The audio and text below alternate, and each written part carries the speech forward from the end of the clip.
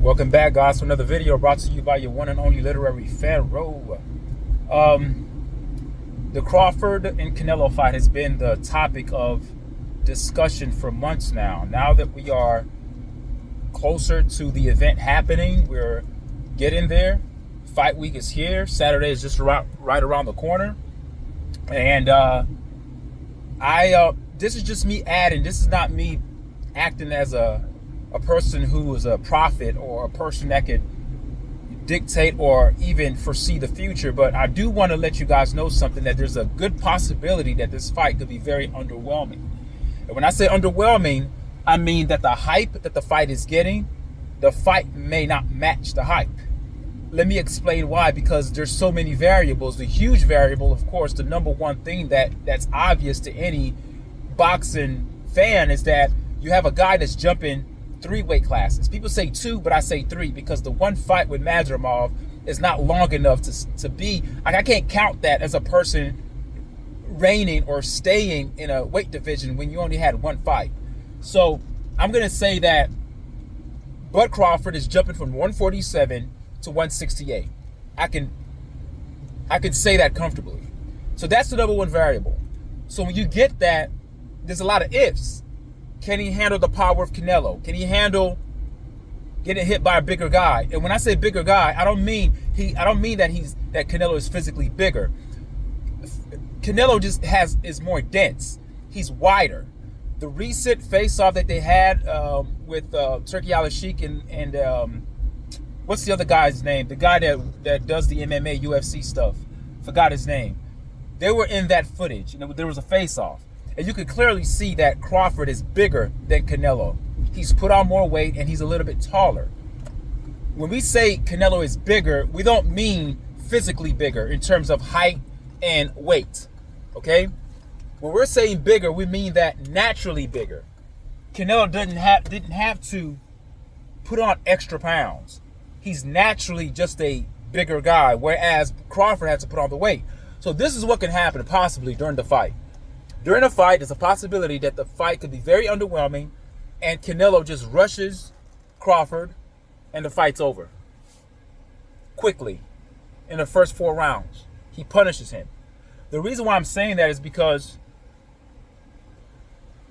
what's the difference between Jamel Charlo, or was it Jamal? One of the Charlo brothers. Whoever, I think it was Jamal Charlo.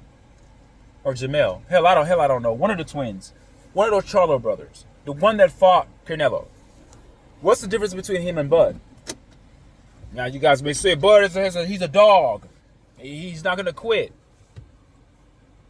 Look, you can have a plan until you get hit.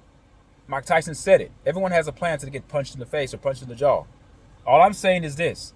When Bud feels the power of Crawford, he's going to have some decisions to make. Now, what you guys are going to say, he's been sparring big people. He's been sparring heavyweights. He's been sparring light heavyweights. Sparring people with bigger gloves and headgear and body gear is not the same thing as getting punched with 8-ounce gloves. We all know that, okay? In a real fight with no headgear, where the person that's going against you is not taking it easy. Whereas in sparring, there are probably some limitations, there are probably some stipulations in the sparring saying, hey, go hard, but don't go too hard. We don't want you to hurt Bud before the real fight. Whereas when he's fighting Canelo doesn't have any limitations. There's no stipulations in that match. Canelo's job is to destroy Bud. And so when you saw one of the Charlo brothers running from Canelo, I don't think that Bud's going to run, but that's why I think he's going to get knocked out, because he's not going to run. His pride, his stubbornness, the dog that he has in him. And to me, Bud has nothing to lose here. Because if he loses, he dared to be great. It's okay. The only person that has something to lose is Canelo, because you cannot lose to a guy that's coming from a naturally smaller weight division, a naturally smaller guy who had to pack on the weight to come fight you. If you lose to him, then your legacy takes a hit.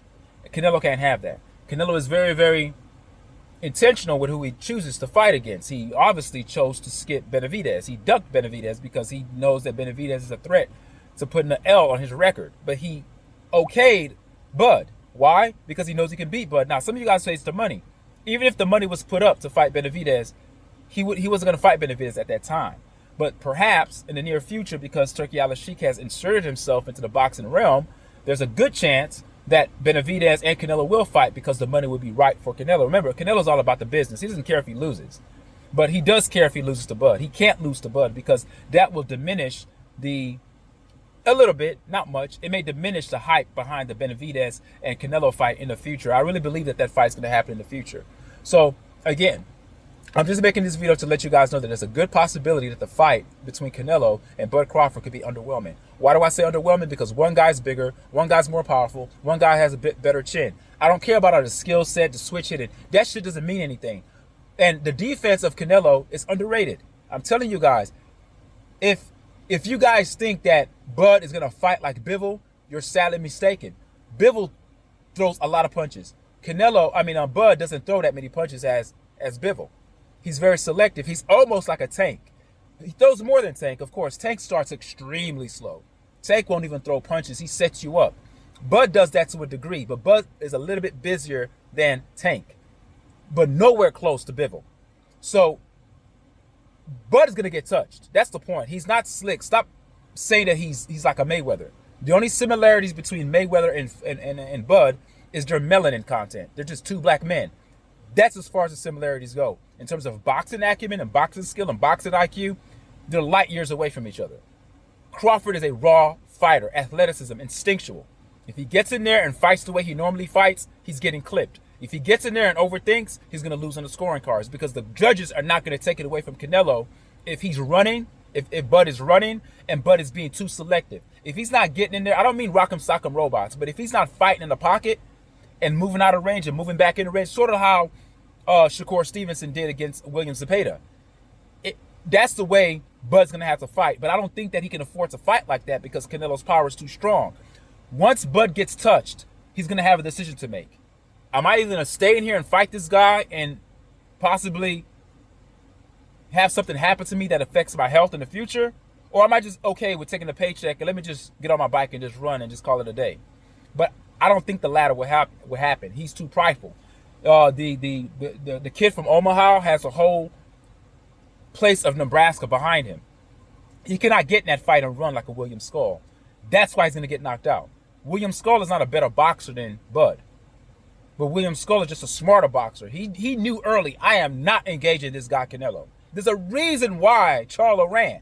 There's a reason why William Skull ran. Canelo hits hard. Bivol even said it. He hits harder than Beterbiev. And we all know that Beterbiev is a knockout artist because Canelo winds up his punches. Now, you guys say, oh, well, Bud's going to counter him. So you guys think that Bud's never going to get touched at all? He's going to get touched. He will get touched. And if Bud gets overconfident and starts to let his hands go or gets to a point where he's trying to get his quote-unquote get back, because that's what Bud's known for. He has to get his get back. If he's trying to get his get back, he's done. So, in other words, the fight is going to be very underwhelming because there are a lot of ways that Canelo could end the fight. And there's a lot of ways that Crawford could win the fight.